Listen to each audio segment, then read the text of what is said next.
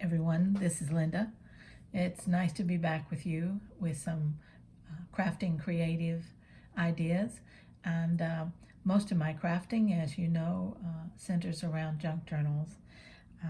I love them so much, but I do a few other things too, and which you can see on my Etsy shop, which is in my links in the description below. But today I wanted to share with you, a couple people have asked me to show them how I do my junk journal closures with the fabric pendants. And so it's very simple, and for those of you that like to incorporate fabric and sewn elements into your junk journals, you'll enjoy this. The little closure here is very simple. It is adjustable according to the bead that's on it, and it just slips over the top of a journal, and then you can just tighten it down where you want it to be, and let the little tassel part hang. Now you can adjust the length of these any way you want to. If you get a little long, and just untie it, or simply cut it above the knot and retie it. Whatever works for you for the size journal, or the bulk, or the width of the depth of the journal that you make. Some of us can make some really deep journals, so we need quite a bit of fabric for the closure. Others not so much. Now on this pendant, this fabric pendant here, it's 3.5 by 1.5, and it's just collaging different things together, and then I just added a little paper element to the top, and it's all sewn to a backing card that I just glued a piece of paper to on the back to close it off. It's like I said, it's very easy to do. Now I'll show you how I make this and the process that I make it. I start with some of these fabric strips that I also sell in my Etsy shop. But these are made from reclaimed fabrics. They have everything and anything on them, and they're a lot of fun to use for all kinds of projects. You can cut any length you want. You can add it as an embellishment. You can use it for a belly band. You can make tucks and pockets out of them. You can sew them together if you want a longer snippet roll of some kind. It's just, the imagination is the only thing that limits you in using these strips. So what I do is I get one of my strips that I like, and I will cut the piece off that I want. Here are some pieces that I'm going to be working with. As you can see, they're all different. There's no two that are exactly alike, and it's just fun to use them. And so you just grab the one that you want to play with today, and or make your pendant out of, and start there. Now it's fun just to play with these things, because you never know exactly what you want to be on there.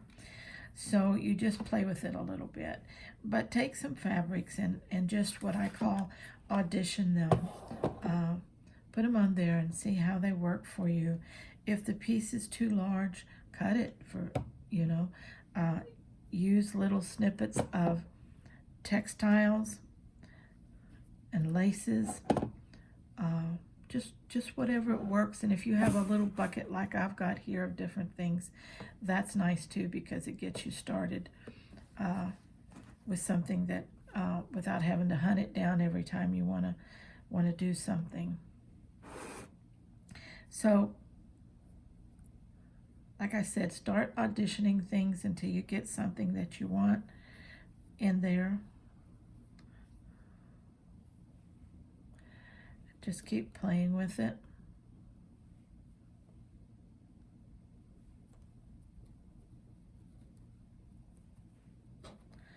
Sometimes And you just might want a little bitty piece of lace of some kind on there. And so you just, grab some of that, and don't be afraid to cut and snip and do what you need to do in order to get what you want to get on there. Okay, now you might want to have your sentiment or word that you want to use ready. I didn't have mine cut for you today, so let me just trim around this one. And you don't have to put any wording or sentiment on here. If you want to do some slow stitching, some hand stitching, some beading, just whatever, you can certainly do that too. And so I would, of course, before I use this, I would put some ink around it to emphasize it, but then I would take and see what I wanted to do with that. Okay, there is going to be, I think I want,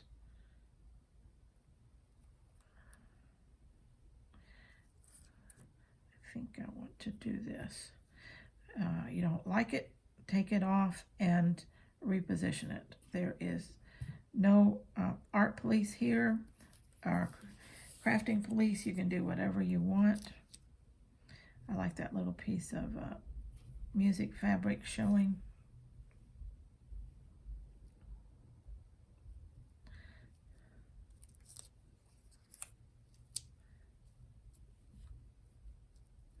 Now I would probably go with something like this, and what I would probably do when I got it sewed then is I would come back and put some little beads or embellishments or a charm, something like that inside here, so that it just blings it up, something, even a button, a bead, whatever you might have that is a little blingy on there.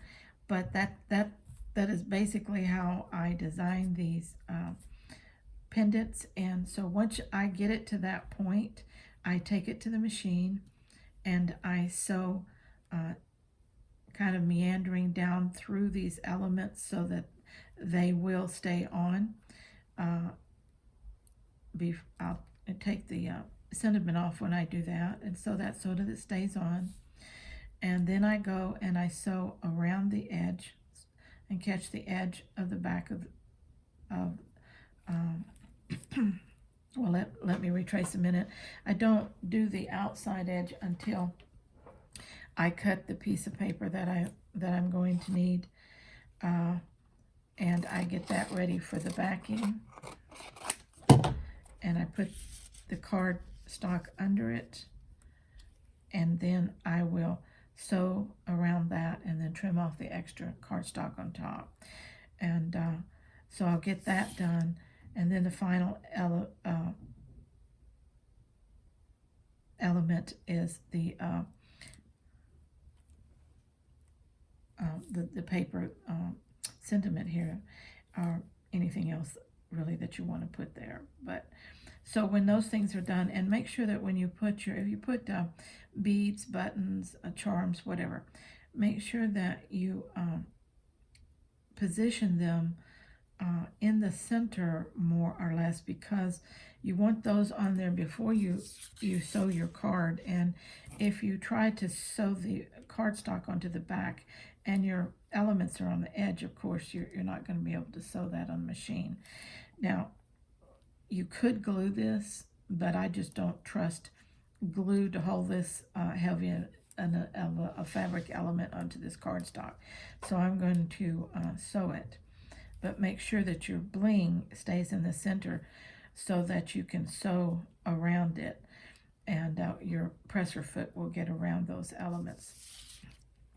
And then, like I said, put your sentiment on there, and then you've got that. Another thing that I failed to tell you in advance is that, as you can tell, I haven't made video in a while, and getting my steps confused here. But once I've got this sewed before I sew around the edge onto the cardstock. I determine what I'm going to use for my little pendant hanger, and I will put that there before I sew it on the cardstock, so that when I sew, it catches the top and around, and this will be sewn in so that I can put my closure tie in there, okay? Because I slip that between the fabric and the papers to make sure that it's locked inside, okay? All right. Then once that is done,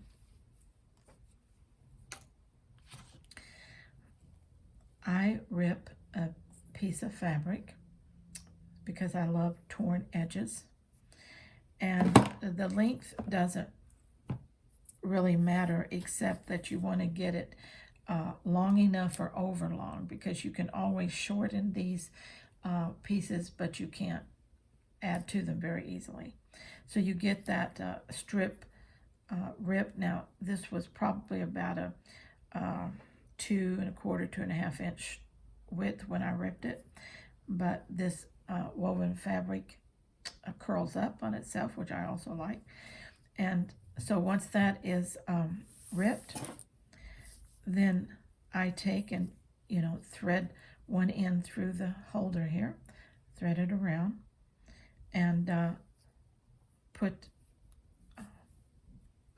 the very ends through the bead and run the bead up, and then I tie a knot so that the bead is locked in. It can't fall off this, and it becomes adjustable that way.